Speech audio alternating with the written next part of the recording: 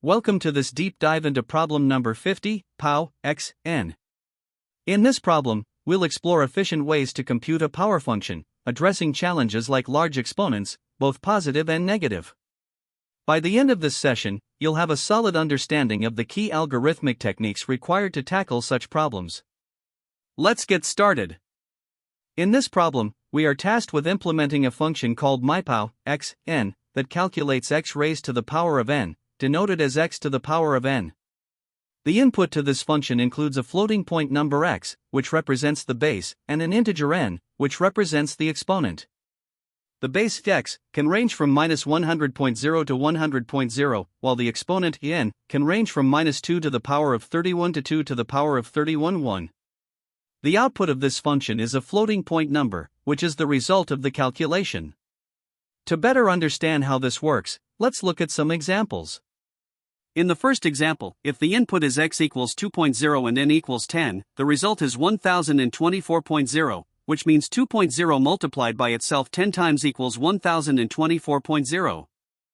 Now, let's break this down further. In example 1, the calculation for 2.0 raised to the power of 10 involves multiplying 2.0 by itself repeatedly, 2.0 times 2.0, then times 2.0 again, continuing this process 10 times in total, which gives us the output of 1024.0. Moving to example 2, if the input is x equals 2.1 and n equals 3, the calculation involves multiplying 2.1 by itself 3 times. So, 2.1 times 2.1 equals 4.41, and multiplying that by 2.1 again gives us 9.261. This demonstrates how the function handles floating point bases and smaller exponents. Finally, consider example 3, where x equals 2.0 and n equals -2. Here, we are dealing with a negative exponent, and the result will be covered next. For example 3, where x equals 2.0 and n equals -2, the calculation involves taking the reciprocal of the base raised to the positive value of the exponent. So, 2.0 raised to the power of -2 is the same as 1 divided by 2.0 squared. First, we calculate 2.0 squared, which is 4.0, and then take the reciprocal, resulting in 1 divided by 4.0, which equals 0.25. Additionally, there are a few constraints and edge cases to consider. For example, raising any number to the power of 0 always results in 1.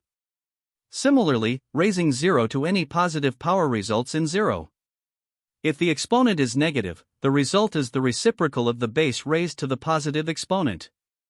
Finally, we need to ensure the solution is efficient for large values of n and avoid using built-in power functions or similar libraries. These requirements will guide us in designing an optimal solution for the problem. To solve the problem of calculating x(n), we need to account for 3 primary scenarios: very large positive values of n, very large negative values of n, and edge cases such as when x is 0, n is 0, or when the base x is a fraction. One straightforward approach is the brute force method, which involves iteratively multiplying x by itself n times if n is positive. For negative n, we would compute the reciprocal of x(n). While this approach is simple, it has significant drawbacks. The computational cost grows linearly with n, making it impractical for large values. It works for small inputs but becomes infeasible for larger ones due to its high time complexity of O(n). This trade-off, combined with its inefficiency for large inputs, makes it unsuitable for this problem when scalability is required. A more efficient method involves using recursion with a divide-and-conquer approach. The key insight here is leveraging the mathematical property that x(n) can be expressed as x(n/2) x(n/2) when n is even, and as x*(n1) when n is odd.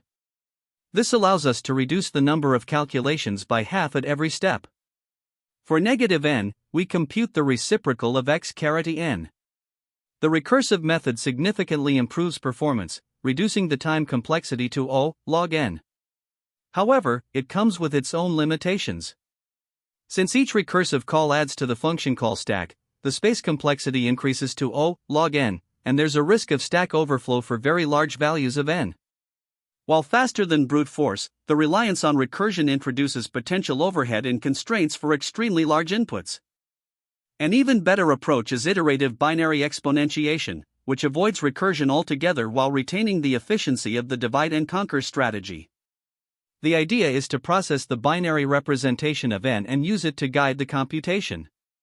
For instance, x13 can be broken down into x8 plus 4 plus 1, and calculated as x8 asterisk x to the power of 4 asterisk x1. By iterating through the bits of n, we multiply the result by the current value of x whenever a bit is set. At each step, the current value of x is squared, and the process continues until all bits are processed. For negative n, we compute the reciprocal of the result at the end. This approach achieves the same O log n time complexity as the recursive method but with O space complexity, since it avoids using the call stack. It is highly efficient and well suited for large inputs, making it a favorite choice in competitive programming. The chosen strategy for this problem is the iterative binary exponentiation approach.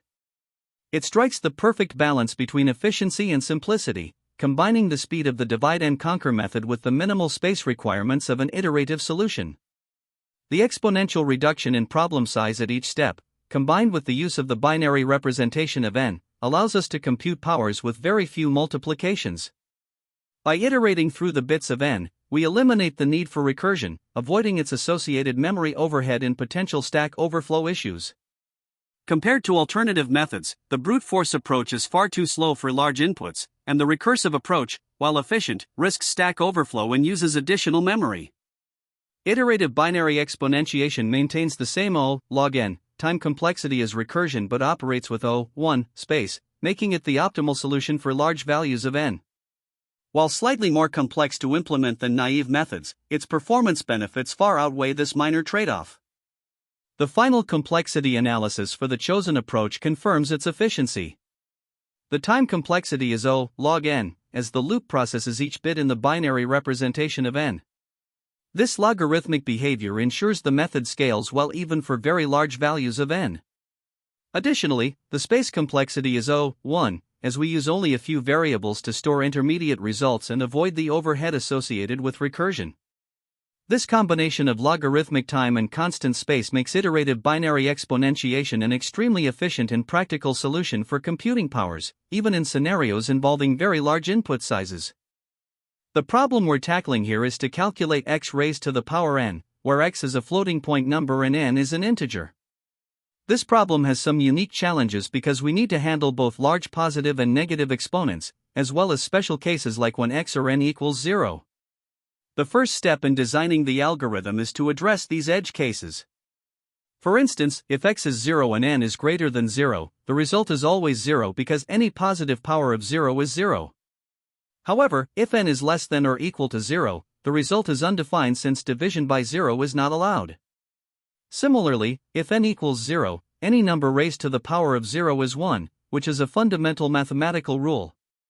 Next, we handle negative exponents by converting the problem into computing the reciprocal of x raised to the power of the absolute value of n.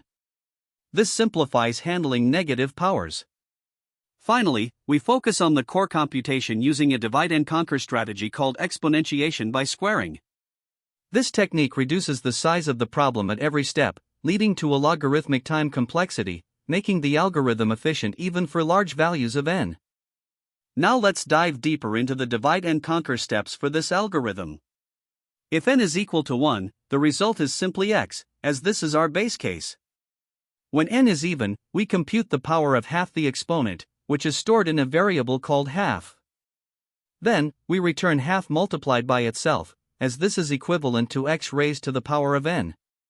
If n is odd, we similarly calculate half but multiply it by itself and then by x to account for the extra factor of x. Additionally, there's an iterative optimization available to avoid the overhead of recursion. In this approach, we use a loop and bit manipulation to handle the exponent. We start with a result variable initialized to 1 and repeatedly square the base while reducing the exponent. This process continues until the exponent becomes 0, ensuring the calculation is both time and space efficient. Finally, depending on whether the original n was negative, we return either the reciprocal of the result or the result itself. The core idea behind exponentiation by squaring is that it significantly reduces the number of multiplications needed. For instance, to compute x raised to the power of 8, instead of performing 8 multiplications, we only need 3. This efficiency comes from repeatedly having the exponent and squaring the base, which makes the algorithm logarithmic in complexity. When dealing with negative exponents, we handle them by taking the reciprocal, which ensures the algorithm can process all integer values of n. It's also crucial to address edge cases like x equals 0 or n equals 0 to avoid undefined behavior. The algorithm itself doesn't rely on any special data structures. It only uses a handful of variables, such as result, current_base, and current_exponent, and for the iterative implementation, it operates in constant space. To illustrate this process, let's walk through an example where x is 2.0 and n is 10. We start by initializing the result to 1. As n is even, we square x to get 4.0 and have n to 5. When n becomes odd, we multiply the result by the current base and decrement n. This process repeats until n reaches 0. At the end of this process, the final result is 1024.0, which is the value of 2 raised to the power of 10. Let's break down the complexity. The time complexity is O log n, because the exponent is halved at each step, significantly reducing the number of computations as n grows larger. For the iterative version, the space complexity is O(1), since we're only using a constant amount of memory regardless of the input size. Now, let's consider some important edge cases.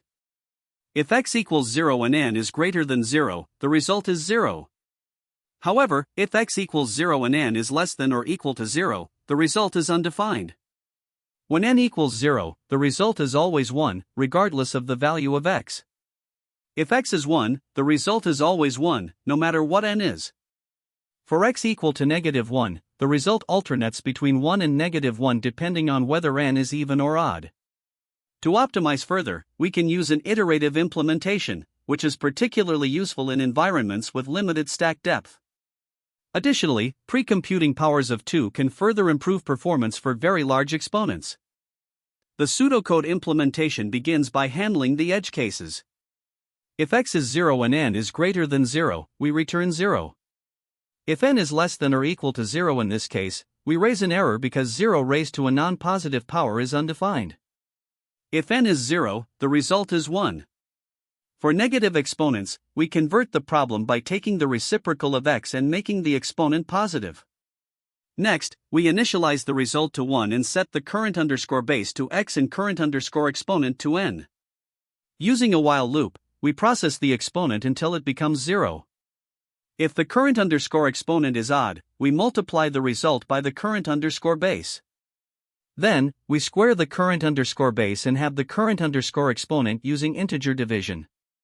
Once the loop completes, the result holds the final value of x raised to the power of n, which we return.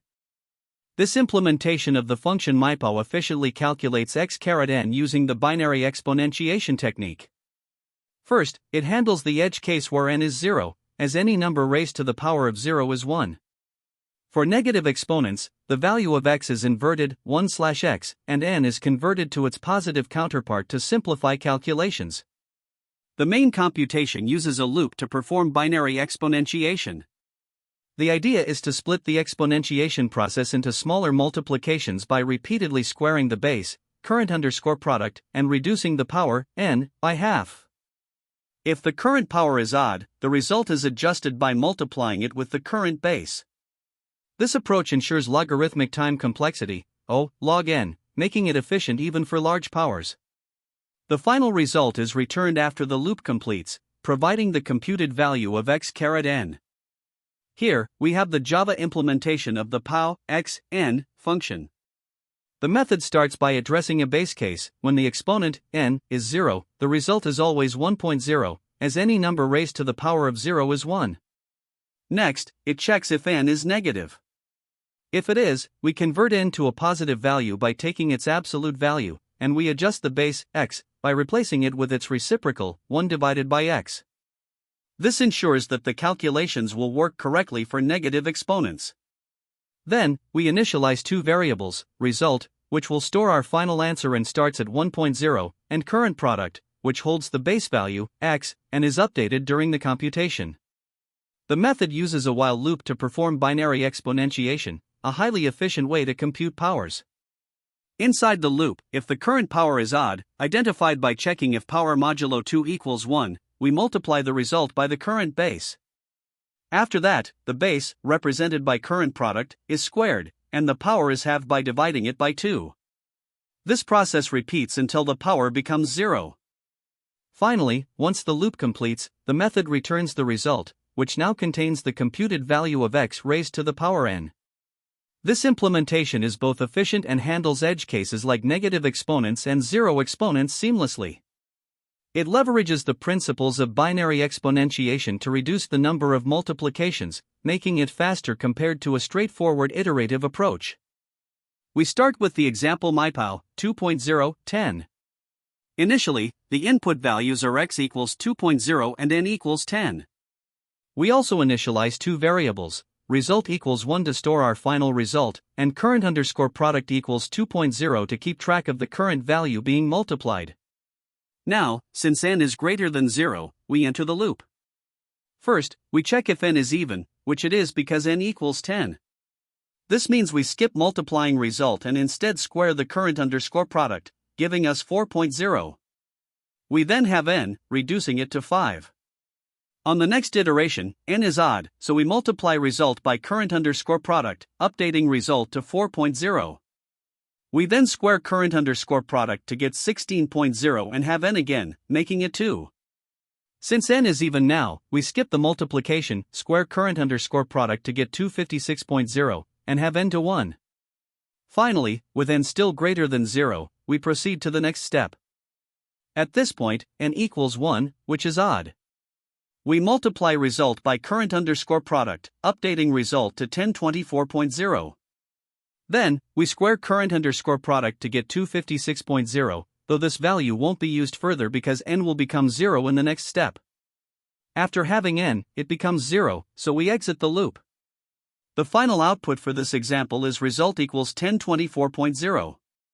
Now let's look at a second example, MyPow 2.0 minus 3. Here, x is 2.0 and n is -3. Since n is negative, we adjust by converting x to 1/x, which is 0.5, and flipping the sign of n to make it positive, so n equals 3. We reinitialize result equals 1 and set current underscore product equals 0.5 to begin the calculations. With n equals 3, we enter the loop. Since n is odd, we multiply result by current underscore product, updating result to 0.5. Then, we square current underscore product, resulting in 0.25, and have n to get 1. On the next iteration, n equals 1, which is again odd. We multiply result by current underscore product, updating result to 0.125. After that, we square current underscore product to get 0.0625, though this value will not be used as n becomes 0 in the next step. Once n is halved to 0, we exit the loop. The final output for this example is result equals 0.125. Finally, let's consider the special case of MyPow 2.0, 0. Here, the input values are x equals 2.0 and n equals 0. In this scenario, since n is 0, we immediately return 1 because any number raised to the power of 0 equals 1. The final output for this example is result equals 1. Now, let's summarize some key observations. The algorithm employs binary exponentiation, which reduces the number of multiplications by having n at each step, leading to a logarithmic time complexity of O log n. When n is negative, the solution adjusts by converting x to 1/x and flipping n to positive, effectively transforming x caret n into 1/x caret n. Additionally, the use of current underscore product to store progressively squared values minimizes redundant calculations, making the approach highly efficient. Finally, handling edge cases like n equals 0 ensures correctness for all inputs. The time complexity of this implementation is O log n, where n is the absolute value of the exponent. This efficiency is achieved through the use of binary exponentiation. In this method, we repeatedly have the exponent n at each step using integer division, significantly reducing the size of the problem. The number of times we can have n before it becomes 0 is proportional to the number of bits in its binary representation, which is log base 2 of n. As a result, the loop executes O log n times.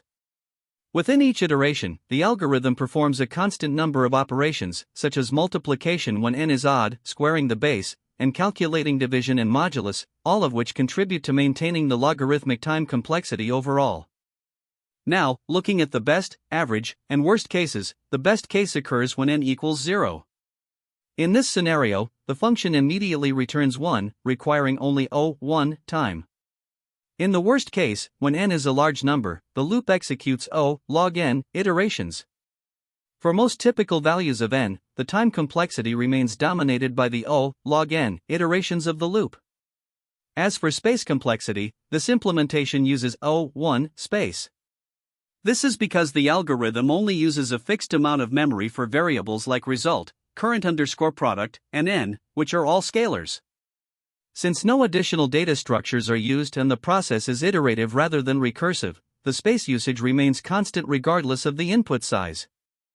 Comparing this approach to a brute force method highlights its efficiency. A naive approach to compute x to the power of n involves multiplying x by itself n times, resulting in an O(n) time complexity. In contrast, binary exponentiation leverages the properties of powers to reduce the number of multiplications to O log n, by having the exponent at each step.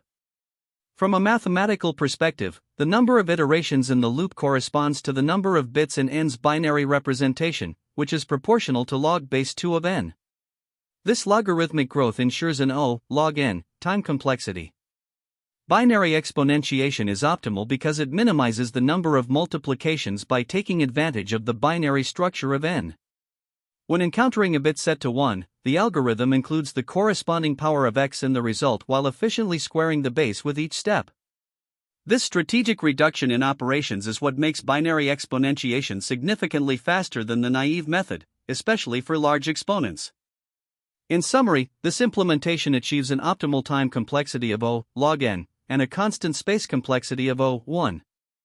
This makes it a highly efficient solution for computing powers, combining speed and minimal memory usage. By utilizing binary exponentiation, the algorithm ensures both accuracy and performance, making it well suited for handling large inputs. One of the most common mistakes when solving POW, x, n, is not handling negative exponents correctly. If n is negative, you need to take the reciprocal of the base raised to the positive power of n. For example, x to the power of negative n should be computed as 1 divided by x to the power of n. Skipping this step will result in incorrect solutions for cases where n is negative. Another frequent error arises from using a naive approach to compute x to the power of n by multiplying x repeatedly n times. This method has a time complexity of O(n), which becomes computationally expensive and impractical for large values of n, such as 10 to the power of 9. A more efficient method like exponentiation by squaring reduces this complexity to O log n. Lastly, a critical edge case to watch for is when x equals 0 and n is negative. This scenario leads to division by 0, which is undefined and causes runtime errors if not handled properly. It's essential to include a specific check for this case in your implementation to ensure robustness. Another issue to be mindful of is overflow during intermediate calculations, particularly when dealing with large numbers in languages like C++ or Java. Even if the final result fits within the allowable range, intermediate steps, such as squaring large numbers, can exceed the limits of your data type and lead to incorrect results. Choosing the right data type or handling intermediate values carefully can prevent this. Additionally, incorrect handling of edge cases is a common source of bugs. For example, x equals 1 should always return 1 regardless of n, and x equals -1 alternates between 1 and -1 depending on whether n is even or odd. Similarly, when n equals 0, the result is always 1, except when x is also 0, which is an edge case that needs special attention. Overlooking these scenarios can lead to errors or unnecessary computations, so it's crucial to account for them to make your solution robust and efficient. To solve this problem efficiently, the optimal approach is to use exponentiation by squaring. This method works by reducing the problem into smaller subproblems, squaring the base, and having the exponent, which brings the time complexity down to O log n. A key pattern to remember is that for odd exponents, you need to perform an additional multiplication step after reducing the exponent to an even number. This detail is often a source of subtle bugs, so it's important to implement it carefully. Additionally, you should pay close attention to edge cases such as x equals 0, n equals 0, and x being negative. These are common areas where candidates tend to make mistakes during interviews. To ensure your solution is robust, it's a good idea to test it with a mix of small and large values for n, negative exponents, and edge cases like x equals 0. For further practice, you can explore related problems like LeetCode 326, which checks if a number is a power of 3, or LeetCode 231, which focuses on powers of 2. These problems build on similar concepts and can help reinforce your understanding.